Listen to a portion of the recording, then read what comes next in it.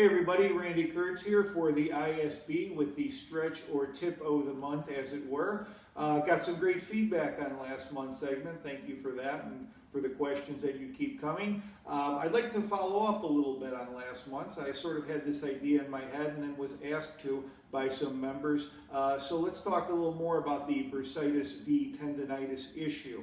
Again, tendinitis, an inflammation of a tendon which connects muscle to bone. So if a muscle is strained or extra pressure is being put on it, it will pull on the bone, causing a restriction or causing pain, or vice versa. Bursitis, a fluid-filled sac that goes under a tendon, between a tendon and a bone, to facilitate easier passage of that tendon, therefore that muscle, over that area. The example we're using, of course, is the shoulder.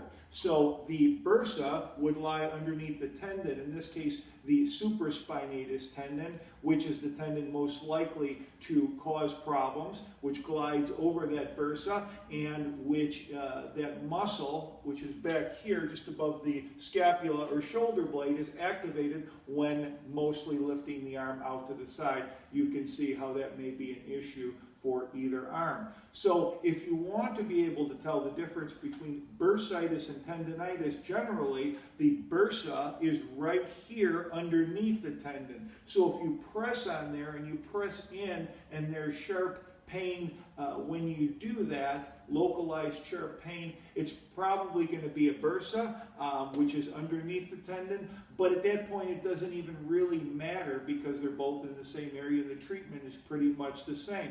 Many times, if it's simply tendinitis, what will happen is other muscles will compensate for this problem, and you might get a little radiation down here into the deltoid muscle, or the deltoid muscle may start to bother you on its own.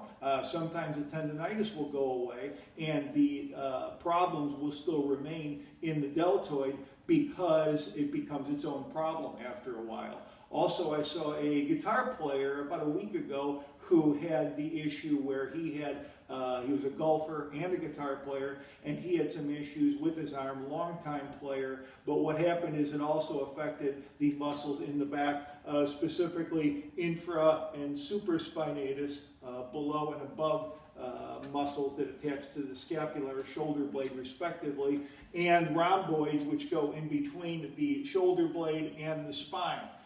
So these muscles can all be affected by this problem as well.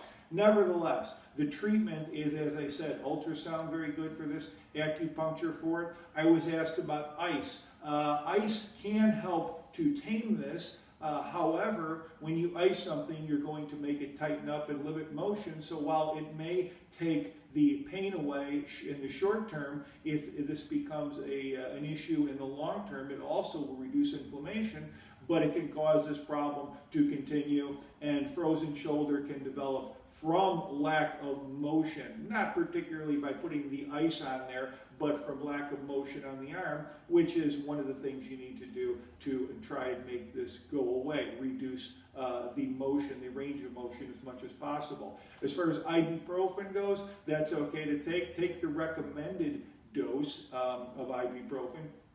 Don't take extra unless a physician counsels you to do so. Now, there's different levels of medication in that way too. There's ibuprofen, there's acetaminophen, there's prescription medications, there's over-the-counter, there's different things that will help to reduce inflammation, so make sure you get the one that's right for you. Heat, I don't particularly recommend because heat will increase circulation to the area, and that can cause the inflammation to stay there more. I like to use heat in a lot of situations. This particularly is not one of them, again, simply because it can increase circulation and cause the problem to continue or flare up.